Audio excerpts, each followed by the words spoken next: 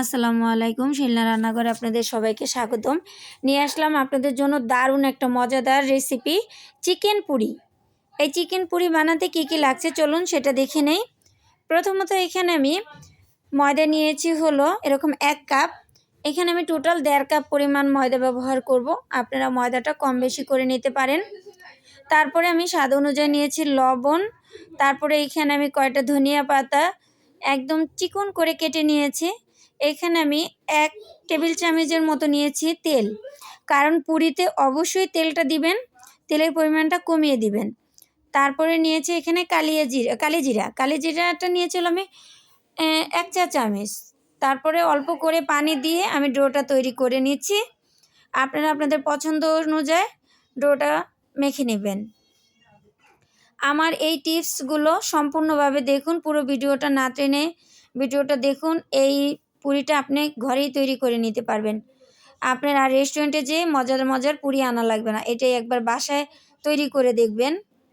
তারপরে এখানে আমি 10 মিনিট ধরে ময়দাটা মেখে রেখে দিলাম। তারপরে এই প্যানের উপরেই আমি কিছু তেল নিয়েছি। তারপরে কয়টা পেঁয়াজ, প্রায় 1/2 কাপের মতো পেঁয়াজ কেটে নিয়েছি। কিছু কাঁচামরিচ কুচিয়ে নিয়েছি, একটু লবণ দিয়ে আমি একটু ভালো করে পেঁয়াজটা আমি অল্প দিয়ে 1-2 মিনিট আমি একটু লাড়া দিয়ে নিব। এপাশে আমি চিকেনগুলাকে আগে থেকে একটু আদা রসুন দিয়ে আমি ভালো করে লবণ দিয়ে সিদ্ধ করে নিয়েছি।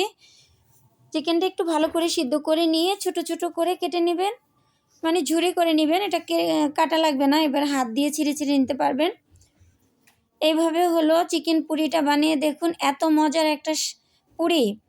মাশাআল্লাহ, আমরা খেয়েছি, অনেক মজা লাগছে, তাই আপনাদের সাথেও শেয়ার করলাম। তারপর দিয়েছি এখানে একটা টমেটোগুলো আমি ছোট ছোট কুক করে কেটে নিয়েছি।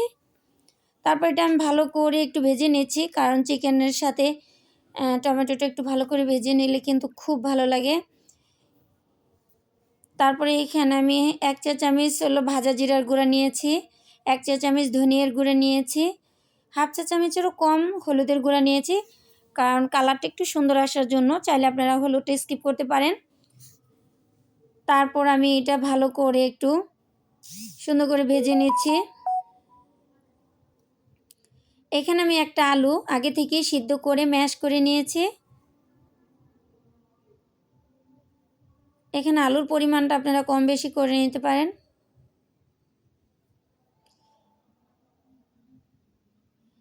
এই পুরটা একটু ভালো করে একদম ভেজে নেবেন, যাতে পুরের গায়ে কোনো ধরনের পানি না থাকে, কারণ টমেটোতে কিন্তু এমনি প্রচুর পরিমাণ পানি বেরোয়। এখানে আমি ফিরে আসলাম 10 মিনিট পর। এক্ষেত্রে আমার ময়দাটা দেখুন কত সুন্দরভাবে একদম স্মুথ হয়ে গেছে। এখন আমি পছন্দ অনুযায়ী শেপ দিয়ে নিচ্ছি। আমার টোটাল এইখানে হলো 8টা পুরি হয়েছে, 8টা গোলা নিয়েছি আমি। তারপর আমি 2 হাতে একটু তেল লাগিয়ে নিলাম।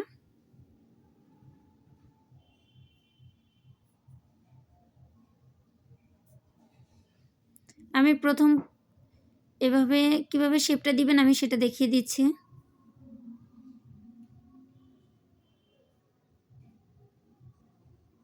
এখানে চাইলে পুর আরেকটু কমিয়ে দিতে পারেন, অবশ্যই এটা আলতো হাতে করবেন।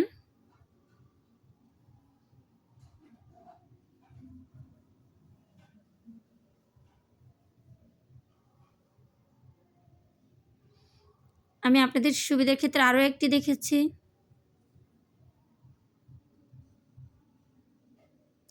আমার এরকম সুন্দর সুন্দর রেসিপি পেতে প্লিজ আমার ভিডিওতে একটা লাইক দিয়ে আমার চ্যানেলটাকে সাবস্ক্রাইব করে রাখবেন। যখনই আমি পরবর্তী কোনো ভিডিও আপলোড দিব সবার আগে আপনি পেয়ে যাবেন। এই যে এইভাবে করবেন, দেখবেন তাহলে আর ভিতর থেকে আপনার পুরটা বের হয়ে আসবে না। কতই তো পুরি খেয়েছেন, আলু পুরি খেয়েছেন, ডাল পুরি খেয়েছেন, কিমা পুরি খেয়েছেন, এটা চিকেন পুরি তো খান নেই। চিকেন পুরিটা একবার বানিয়ে দেখুন, এটা এত মজা, এটা বাচ্চাদের স্কুলের টিফিনেও দিতে পারবেন। আমি সবগুলো পুরির শেপ দিয়ে নিয়েছি। এখন আমি এখানে অল্প একটু তেল নিয়েছি, কারণ আমি এখানে কোনো বেলুন ব্যবহার করব না, আমি হাতেই চেপে চেপে পুরিটা বানাবো। এভাবে আলতো হাতে একটু চাপ দিয়ে নেবেন, এভাবে। আমি আরও একটা দেখাচ্ছি। একদম আলতো হাতে করবেন, বেশি জোরে চাপ দিবেন না। এপাশে আমি কিছু তেল আগে থেকে একটু লো হিট দিয়েছি। এখানে তেলের পরিমাণটা একটু কমই দিবেন, অত ডুবা তেলের প্রয়োজন নয়, যেহেতু এটা চিকেন পুরি। চিকেন পুরিটা একটু উপর দিয়ে তেল ছিটিয়ে দিতে হবে।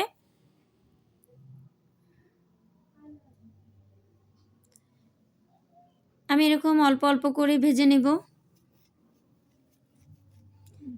তারপর একটা কাঁটা চামচ দিয়ে উল্টিয়ে দিচ্ছি। এক্ষেত্রে চুলার আঁচ একদম মিডিয়ামে রাখবেন। আসলে আমি এখানে কোনো কিছুই মনে করেন আমার হাতে স্কিপ করি নাই। আমি সম্পূর্ণ যেটা আমি দিয়ে বানাচ্ছি, আমি পুরো ভিডিওটা আপনাদের সাথে শেয়ার করলাম। আপনারা এইভাবে হলো একবার বানিয়ে দেখবেন। মাশাআল্লাহ এত মজা হয়েছে। যারা এই আমার ভিডিওটা দেখে রেসিপিটা তৈরি করবেন, সবাই আমাকে কমেন্ট করে জানাবেন। তারপরে একটা চামচ দিয়ে এভাবে পুরির গায়ে তেলগুলো একটু ছিটিয়ে দিবেন। দেখবেন আস্তে আস্তে পুরিটা ফুলে যাবে। দেখুন মাশাআল্লাহ এখনই ফুলতে শুরু করেছে। আর আমরা যদি বাসায় এত সুন্দর মজার রেসিপি বাসায় তৈরি করতে পারি, তাহলে তো আর আমাদের বাইরের খাবারটা খেতে হয় না। আমরা এখন তো শীতকাল, শীতকাল বিকাল হলে কিন্তু একটু ঝাল ঝাল খাবারটা খেতে খুব মন চায়। ভাজা পোড়াটা অনেক পছন্দ করে সবাই।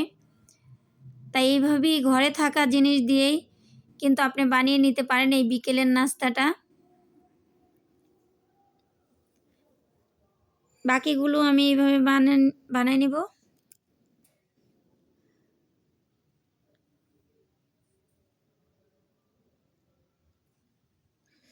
দেখুন কত সুন্দর হয়েছে পুরিগুলো। একদম ফুলকো ফুলকো হয়েছে। আল্লাহ হাফেজ।